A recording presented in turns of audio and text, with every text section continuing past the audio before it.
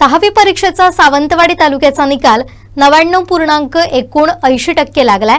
सावंतवाडी तालुक्यातून 10वीच्या परीक्षेस प्रविष्ट झालेल्या 665 पैकी 963 विद्यार्थी तर 893 पैकी 891 विद्यार्थिनी असे मिळून एकूण 1858 विद्यार्थ्यांपैकी 1854 विद्यार्थी उत्तीर्ण झालेत।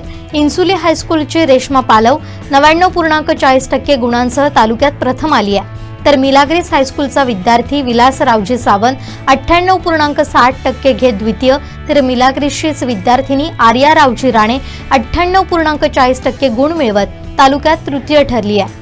बहुतांश शाळांचा निकाल 100% लागलाय।